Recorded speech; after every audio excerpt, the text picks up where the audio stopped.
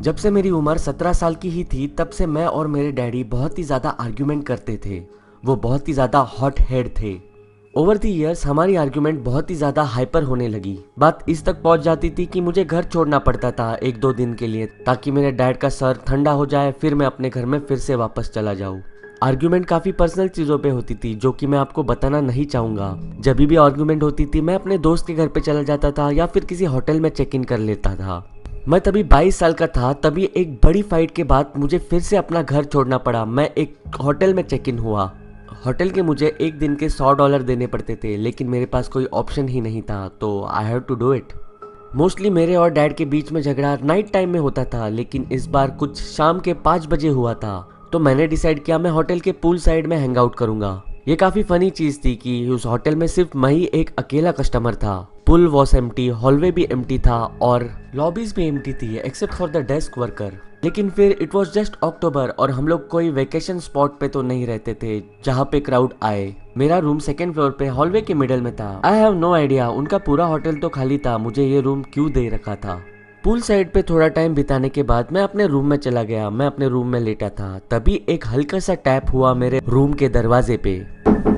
मैंने वेट किया कि कोई चिल्लाए house keeping, but they never did, तो मैंने इग्नोर किया।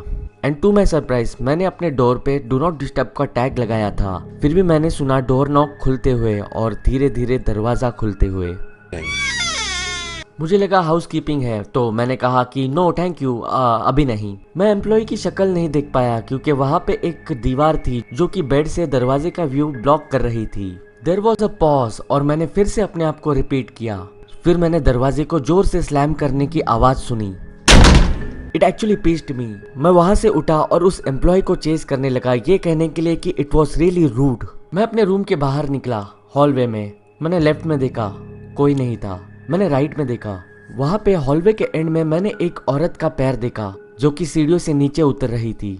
वो इतनी जल्दी वहां तक कैसे पहुंची, मैंने सोचा। मैं भागते हुए उस औरत के पीछे गया नीचे की तरफ और तभी मैंने एक और दरवाजा बंद होते हुए सुना। जब मैं एग्जैक्टली 1st फ्लोर पे पहुंचा तब वहां पे कोई भी नहीं था।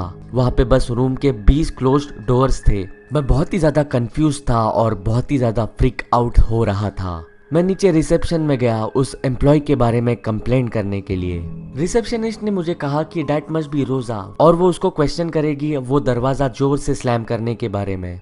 मैंने उस औरत को थैंक्स किया और मैं सीधे गया होटल में खाना खाने के लिए। खाना खाते ही मैं अपने रूम पे वापस आ गया। तभी मैं अपने मॉम के साथ फोन पे बात कर रहा था। मॉम ने मुझे कहा कि मैं अपने घर पे ना आऊँ क्योंकि मेरे डैडी अभी भी बहुत ज्यादा गुस्से में थे। मैंने मेरे मॉम से कहा ये सब झगड़ा होने के कारण मैं बहुत ही ज्यादा डिप्रेस हूँ एंड शी अंडरस्टूड। जब मैंने फोन काटा इट वॉज जस्ट 9 o'clock, तो मैंने थोड़ी देर के लिए टीवी देखा और मैं कुछ अराउंड 10:30-11 में सोने के लिए गया। मैं एक आवाज सुन के उठा। एट फर्स्ट मुझे पता नहीं ये क्या आवाज थी। मैं बेड पे उठ के बैठा और अपनी आंखें रब की। Why are you staying in this room? मेरे बेड के लेफ्ट एज पे कोई तो था टॉवरिंग ओवर मी। मैं चिल्लाया और मुझे उल्टी करने का भी मन किया। It was a horrifying feeling at that moment. उस इंसान ने मेरा गला पकड़ने की कोशिश की। वो एक ओल्ड वुमन थी, उसकी ग्रीफ काफी लूज थी। मैंने उसे हटाया और मैं वहां से भाग गया। वो बूढ़ी औरत भी मेरे पीछे पीछे मुझे चेस करने लगी। उसने मुझे नीचे 1st फ्लोर तक चेस किया। उसके बाद वो वहीं पे रुक गई। मैं भागते हुए फ्रंट डेस्क तक आके पहुंचा। फ्रंट डेस्क पे बैठी हुई औरत ने एडमिट किया कि वन ऑफ द एम्प्लॉयज ने रूम्स की मास्टर की घुमा दी है और ये चीज उन्हें हेड ऑफ द ऑफिस बताने के लिए हिचकिचाहट हो रही थी। ऑफ कोर्स मैं बहुत ही ज्यादा फ्यूरियस था। मुझे मेरा रिफंड मिला। मैंने कुछ इन्फॉर्मेशन पुलिस को दी और फिर मैं अपने घर चला गया। थैंकफुली मैंने जो कुछ भी मेरे साथ हुआ ये सुनने के बाद मेरे डैड ने कुछ तो सिंपैथी मुझ पे दिखाई। एवर सिंस इसके बाद मैं अपना घर छोड़ के नाइट के लिए बाहर रहूं इसकी जरूरत नहीं पड़ी and I hope it stage like that. और हाँ, मुझे थोड़ी सी भी आइडिया नहीं है उस क्रेजी औरत के साथ क्या हुआ जिसने मुझे पूरी तरह मारने की कोशिश की।